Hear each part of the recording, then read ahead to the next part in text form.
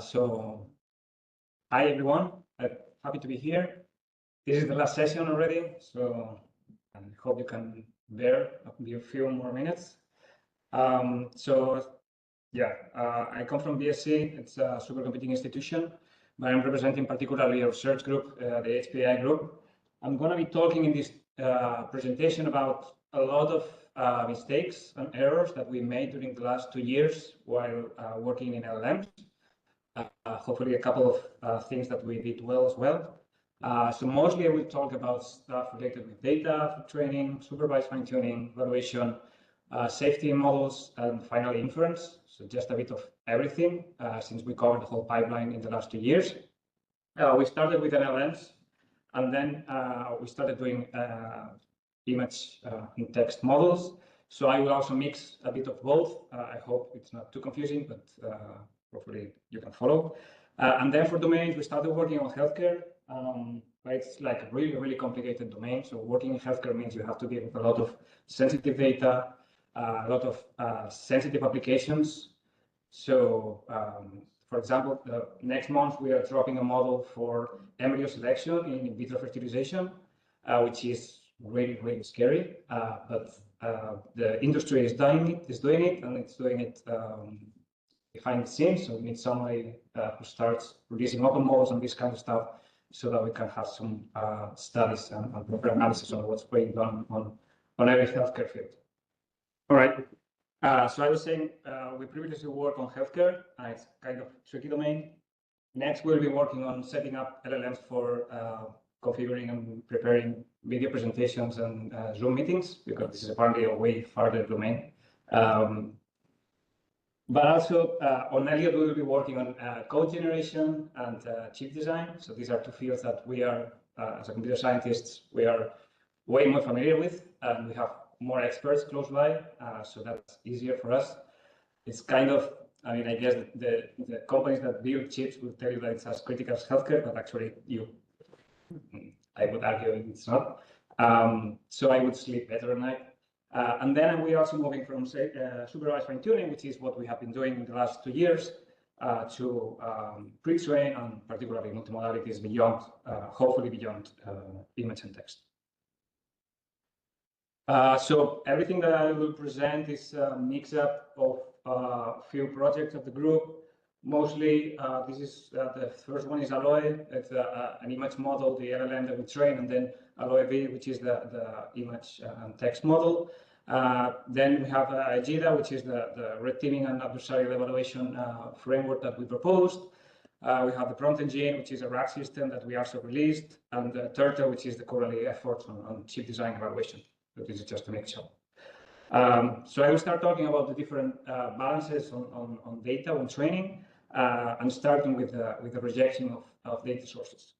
So, for example, this is some when we were training VLMs for healthcare, we checked the contamination between the test and the train, of course, which you should always do, and we found that a small amount of the training set was contaminated, which is fine, and some people will tell you that for pre-training that's okay. But then if you check the benchmark, you see that almost 20% of the benchmark is contaminated, which is not fine. So you have to actually do something about it. So it's important really to check for contamination and eventually drop out entire data sets when you cannot trust them. Also checking for the quality of data sets. There's a lot of synthetic data out there that is being generated and distributed without any validation. So don't trust any data that you get your hands on, particularly for supervised fine-tuning, because in the end, this will affect severely the performance of the model. So usually you want to run methods like this data methodology for assessing the quality and complexity of samples, and drop anything that is below a minimum threshold of quality. In multimodal, for example, we saw that we were working on both image and text in healthcare. So you have like a radiography and a text that says, so there's a fracture in whatever bone in this radiography. We saw that when checking the relationship between the text and the image, there was 12% of the times they were completely unrelated. So the image was about a radiography and the text was talking about something else. And this is quite a significant amount of the training data, and it's just confusing the model. In the end, this leads us to drop up to 2 of the most commonly used benchmarks for multimodal in healthcare. which in the end is fundamental, because otherwise, if you don't know what you're measuring in your models, essentially you don't know what you're training. So moving on to all the balances, I'm going to talk about the synthetic data and general purpose and domain specific. So this is the particular recipe that we use for our LLM. This is roughly 1.8 billion tokens.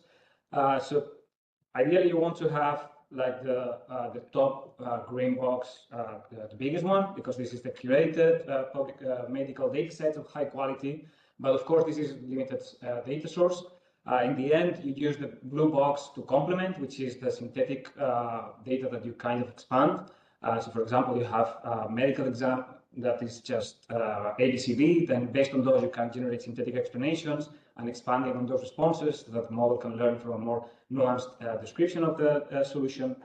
And then you also, of course, want to keep a portion of general purpose data. So something like this balances at least 20% of it is fine. More than that on synthetic data, and your model will start acting funny. Then on the large tokens, this is also interesting on the VLM. So this is the VLM backend that we used. So this is the Qwen2VL. It uses not only image and text, it also uses a third modality, which is bounding boxes. So you have on top of the image, you can have a square that is selecting a region. Either that, or you have two sets of coordinates like XY and XY, so that you can kind of imagine the square that is selecting a region within the image, that is a region of interest, is wherever the fracture is located or wherever the anomaly is found, right? So this is the backbone we use, and based on that, we fine-tune this model for healthcare. So here you have a rough distribution of the data we use. So we have, similar as I was saying before, we have the medical multimodal, which is roughly 40%, medical text only, so this is not image or bounding boxes, roughly 30%, and then general purpose is about 25% combined, both multimodal and text. So the problem here, well, as you can see, the balances are similar. We have 20% general purpose. Of course, you need to add some text only because the multimodal is very limited. But something really interesting that we saw here was that you have to check not only at the data balance raw, but also on the loss balance. Since in supervised fine-tuning, you are not learning from the question, just from the answer, there's a lot of data modalities and data types that will give you very few learning tokens. So you have a very long question, but maybe the answer is just a few tokens. So some of these modalities were imbalanced because some had very long responses, so they had a lot of tokens to learn from in the response, and others had very few tokens. So we had to figure out exactly which was the balance at loss level, because otherwise the models would go haywire. All right, so regarding evaluation, when you train a healthcare model, you are severely concerned that the model is dangerous or the model is incapable in some domains. So we tried a lot of different evaluations. We tried closed-ended evaluation, which is essentially ABCD kind of tests. We tried open evaluation, which of course, Blair, Rouge, these kind of metrics, but they are kind of approximated nosy.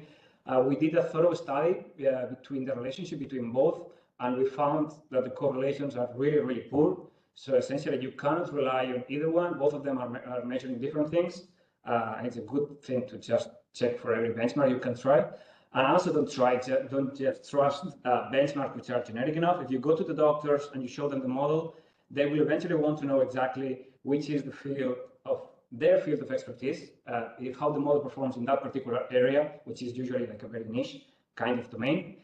So we did some analysis on a lot of different fields, and we saw that there's like really large differences between medical fields. This is something you should also try to report in your models, so that whoever is picking it up cannot just assume that healthcare, which is such a large domain, will be generic performance. We also did a thorough safety evaluation, of course. I will talk more about that later. And for that, we used YamaGuard tree.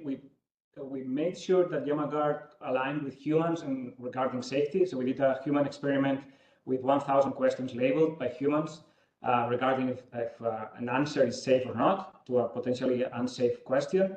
And we saw that YamaGuard really has a level of agreement with humans, which is at the same level of interhuman agreement, which was quite nice because this allowed us to scale the safety evaluation after that point. Then we also tried some inter-human evaluation, which I will show some results. That was tricky as well. Well, getting doctors to work with you and label data is always tricky. But in the end, all these evaluations, we never saw a single model that was clearly outperforming in all of them. So there's always trade-offs in these trainings.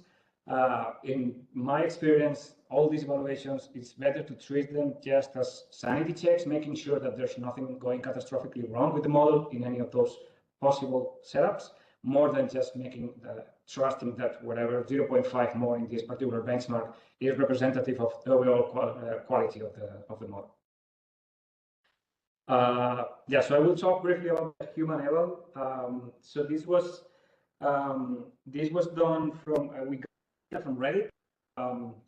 Just questions. There's a Reddit community where people ask questions about their healthcare conditions.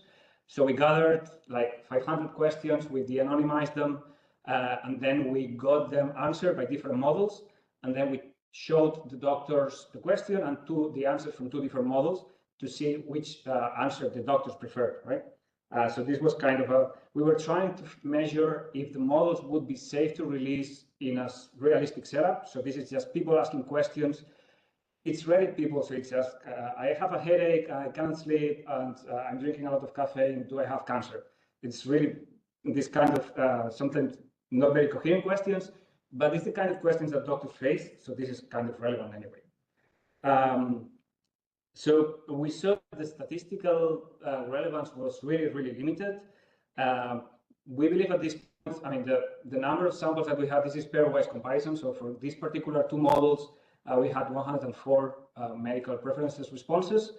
And it was neither of them, the one that had the most, which was 200, it was not enough to show statistical relevance in any comparison.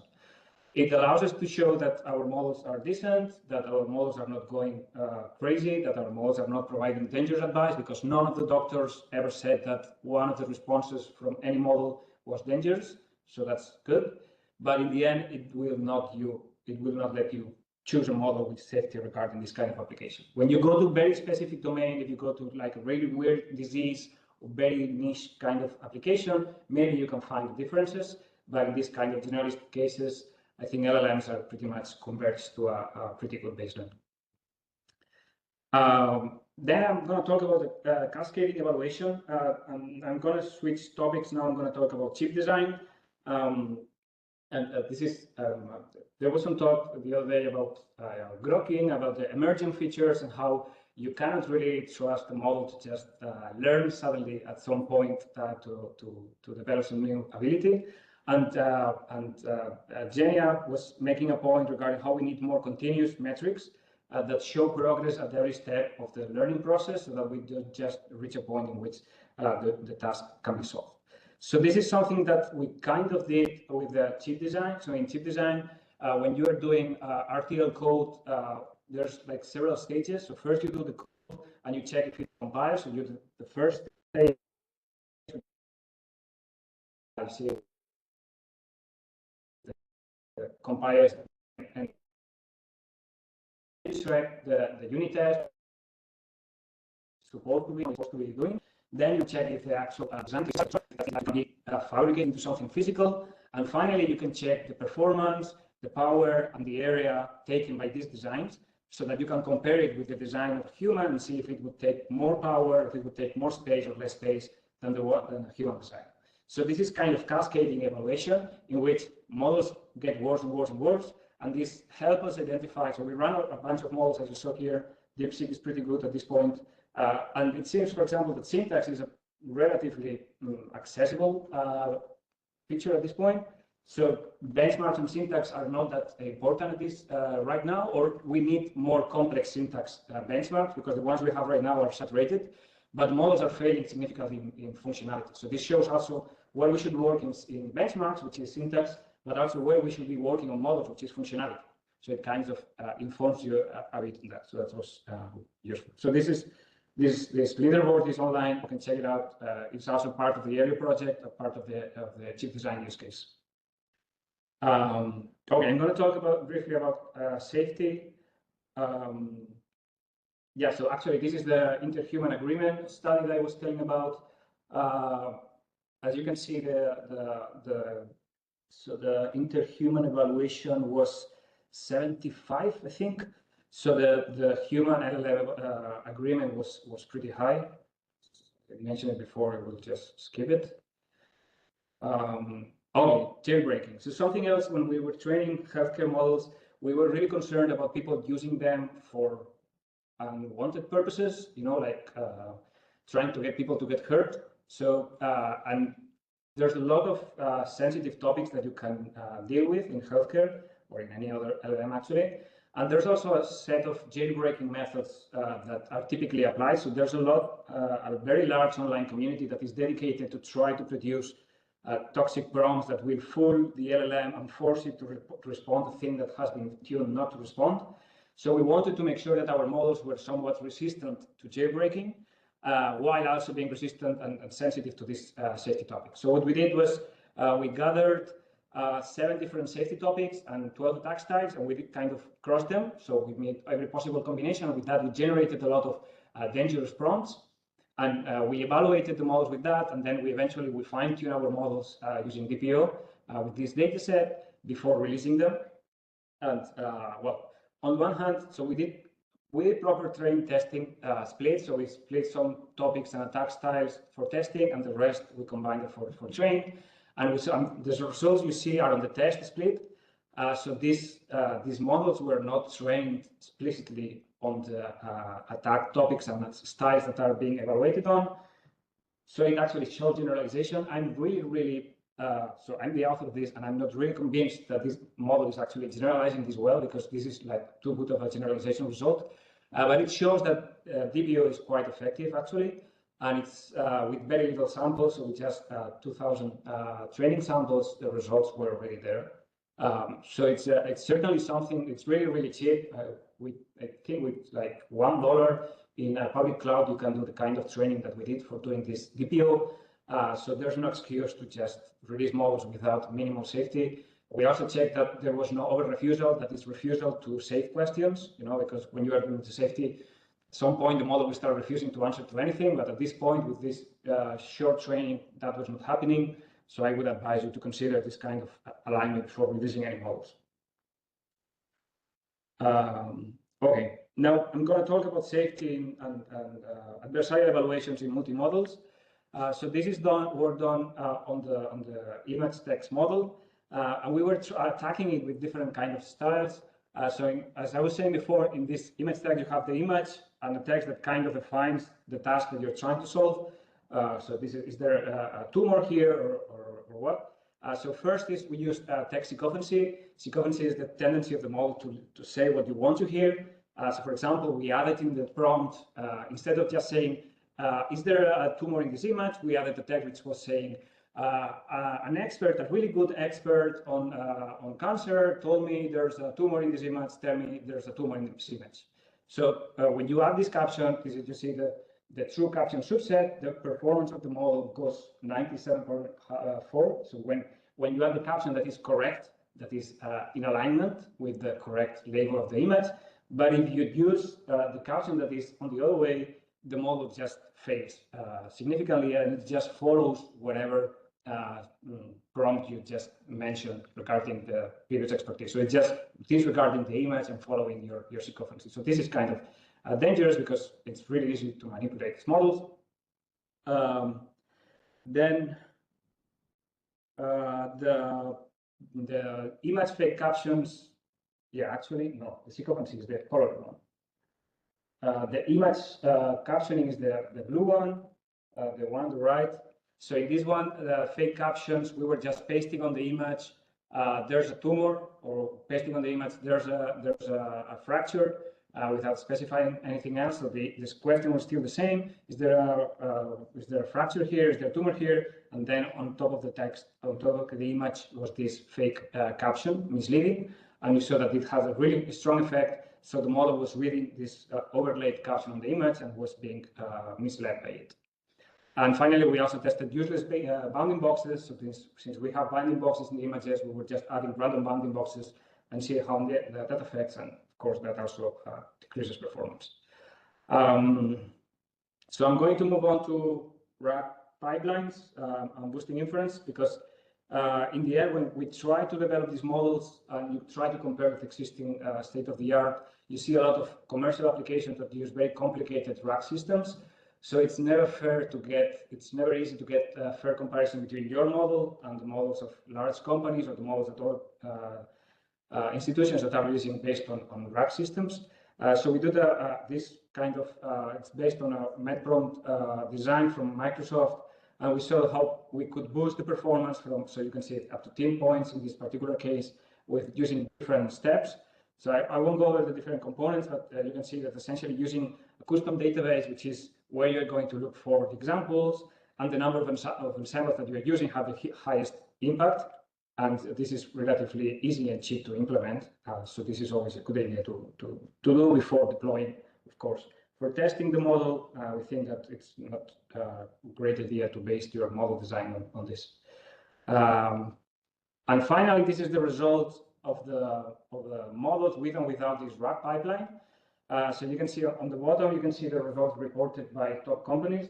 Models are not open, so we just have to trust their numbers.